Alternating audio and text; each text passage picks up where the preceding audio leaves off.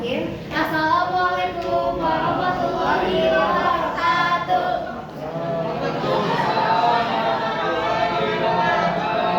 Teman-teman semuanya, kami dari kelompok 6 akan mempresentasikan materi geografi yaitu danau berdasarkan jenis airnya. Sebelum kita mempresentasikannya, izinkan kami untuk memperkenalkan diri terlebih dahulu. Nama saya Indiani Hanadulaini. Nama saya Pradita Pataromio. Baiklah, sekarang mari kita mulai pembahasan materi mengenai danau air tawar yang akan dijelaskan oleh Sawar. Danau air tawar adalah air yang memiliki keragaman yang sangat besar, yang mengelolanya mengenai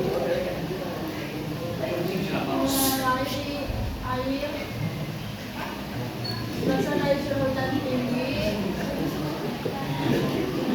pencairan dasar sama air bawah tanah terus berganti. Ciri-cirinya adalah sistem terbuka yang dinamakan ekstraksi yang melengkapkan air keluar menuju laut. Yang kedua ada siklus pancak, terjadi proses penyucian alami yang dinamakan proses sehingga mineral tidak mengendap. Yang ketiga ada nominasi wilayah dengan ditemukan daerah tropis atau berdasarkan dengan curah hujan. Selanjutnya ada yaitu Danau Toba Indonesia dan Danau Victoria Afrika, Danau Superior Amerika Utara. Selanjutnya yaitu ada danau air asin. Danau air asin adalah danau yang memiliki tingkat kadar garam yang sangat tinggi atau mineral. Seringkali juga kadar garamnya itu melebihi dari kadar garam di air laut. Nah, danau ini terbentuk karena air yang masuk hanya bisa keluar dengan melalui proses evaporasi atau penguapan. Nah, di sini kita ada ciri-cirinya yang bisa kita gunakan untuk membedakan antara danau air asin dengan danau air tawar. Yang pertama yaitu sistemnya yang tertutup. Jadi danau air asin ini sistemnya itu tertutup, yang menartikan yaitu tidak memiliki aliran sungai yang terhubung dengan lautan. Lalu yang kedua yaitu laju evaporasinya yang sangat ekstrim. Di danau ini proses penguapan sangat tinggi dibandingkan dengan volume air yang masuk ke danau itu. Lalu yang ketiga ada endapan mineral. Danau ini jikalau danau ini kering, kita dapat melihat di dasar danau itu terdapat endapan mineral seperti garam ataupun di pinggir-pinggirnya.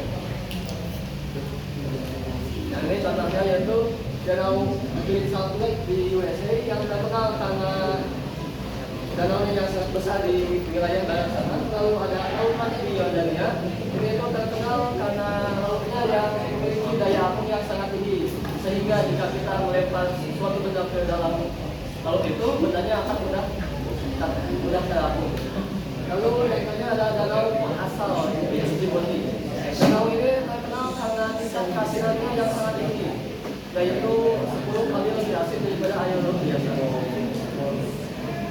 Baik, selanjutnya adalah wilayah semi arid. Wilayah semi arid adalah daerah transisi antara iklim kering dan juga lembab yang memiliki curah hujan sangat terbatas. Nah, teman-teman, wilayah ini juga sering disebut sebagai wilayah rumput, wilayah stepa atau rumput pendek. Nah, ciri-cirinya itu ada 3. Yang pertama, curah hujan sedang dari 200 sampai 500 mm per tahunnya. Yang kedua didominasikan oleh padang rumput, stepa ataupun senam. Dan yang ketiga ada tanah masih bisa dipenuhi oleh vegetasi pendek. Selanjutnya adalah contoh wilayah-wilayah yang memiliki wilayah semi arid. Yang pertama ada Outback dari Australia, dan yang kedua ada sebagian Nusa Tenggara Timur Indonesia, dan yang ketiga ada Great Plains dari Amerika Serikat.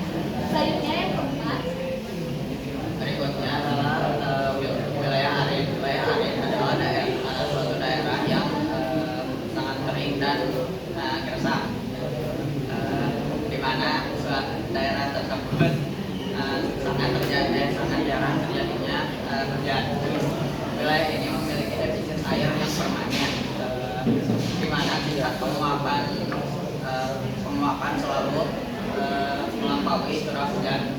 Ciri-cirinya curah hujan sangat rendah, kurang dari 250 mm per tahun.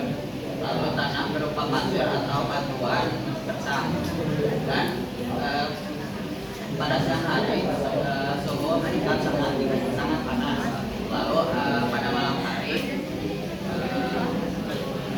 cuaca sangat dingin. Berikut adalah contoh wilayah ini. Ada turun Sahara dari Afrika, turun Gobi dari Asia, dan turun Atacama dari Amerika Selatan.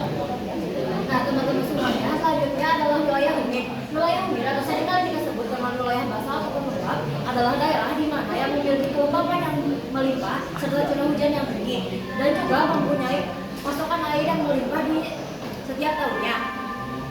Wilayah ini mendukung ekosistem hutan lebat dan subur.